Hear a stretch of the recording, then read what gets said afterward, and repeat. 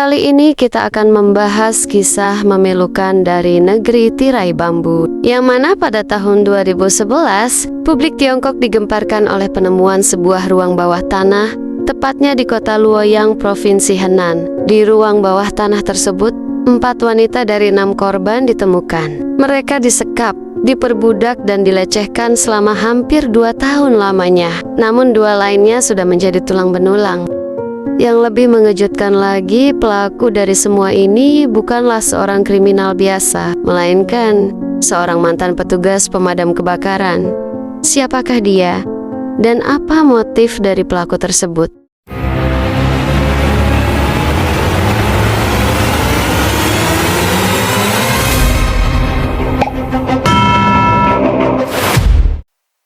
Li Hao merupakan mantan petugas pemadam kebakaran yang kemudian bekerja di Biro Kualitas dan Pengawasan Teknis Luoyang. Sebenarnya kehidupan Li Hao terlihat seperti pria biasa, memiliki istri, anak, rumah, dan pekerjaan tetap. Namun di balik kehidupan normalnya itu, dia menyimpan rencana dan ambisi yang sangat gila.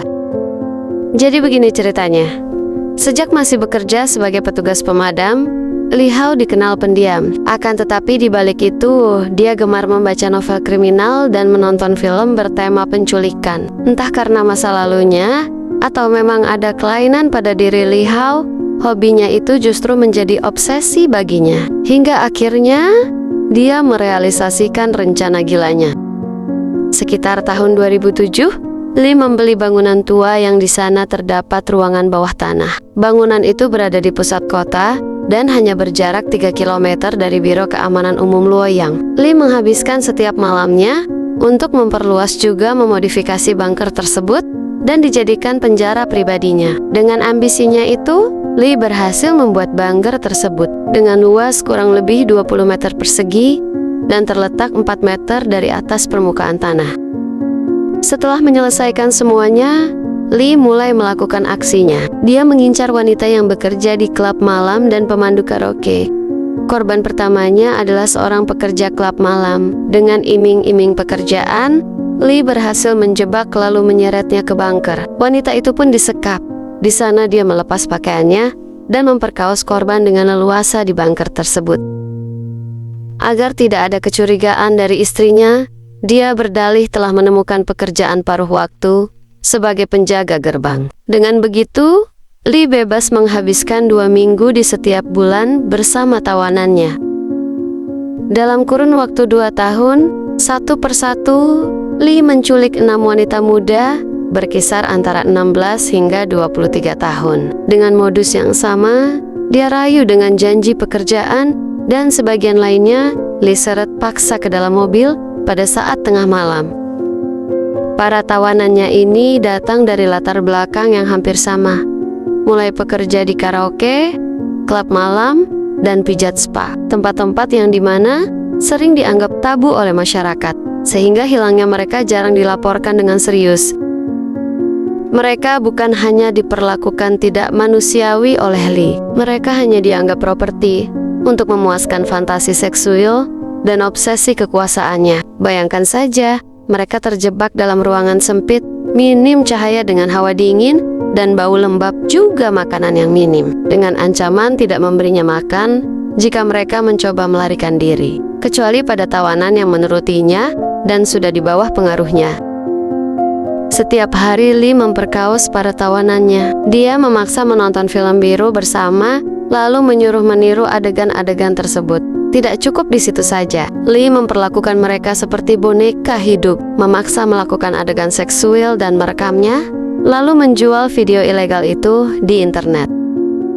Penderitaan mereka semakin bertambah ketika dia menyuruh para tawanannya untuk melayani beberapa pria yang Li kenal akrab dan memaksa melayani nafsu para tamunya. Dengan begitu, uang hasil dari video dan prostitusi tersebut dia gunakan untuk kehidupannya sehari-hari. Seiring waktu, Li Hao mulai kehilangan kontrol. Awalnya, dia menghabisi korban yang dianggap melawan dan mencoba melarikan diri dengan cara membiarkannya kelaparan hingga lemas, lalu mencekiknya sebagai peringatan untuk tawanan lainnya dan menguburnya di sekitar bunker. Dan ternyata kekejaman Lee tidak habis sampai di situ saja.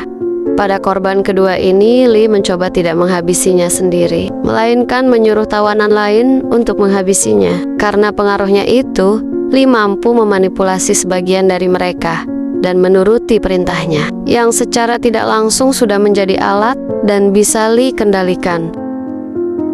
Akan tetapi menurut para korban yang selamat, Lee menghabisi korban pertamanya karena tidak mematuhinya. Beberapa waktu kemudian, Lee lalu menghabisi korban keduanya. Setelah terjadi perselisihan dan pemukulan terhadap korban kedua ini dengan beberapa tawanan lain untuk berlomba-lomba mendapatkan perhatian Lee. Dengan kata lain, Lee sengaja menciptakan permainan antara para tawanannya untuk menguji mereka. Namun, kejahatan Lee Hao akhirnya terbongkar berkat salah satu keberanian tawanannya. Begini ceritanya. Saat itu Lee sedang kekurangan uang. Lee lalu memutuskan membawa salah satu tawanannya untuk melayani hidung belang dan menghasilkan uang untuknya.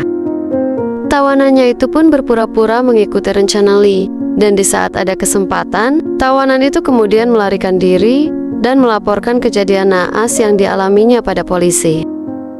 Tidak lama setelah mendapati laporan itu, polisi kemudian segera ke lokasi dan menggerebek bunker tersebut. Sesampainya di sana, polisi berusaha memasuki bunker dengan merangkak melalui terowongan yang hanya selebar 60 cm. Dari situ polisi menemukan 3 tawanan lain di ruangan yang sangat lembab, berbau busuk, dan tidak ada cahaya alami sama sekali. Polisi pun segera membebaskan para korban untuk diperiksa dan dirawat.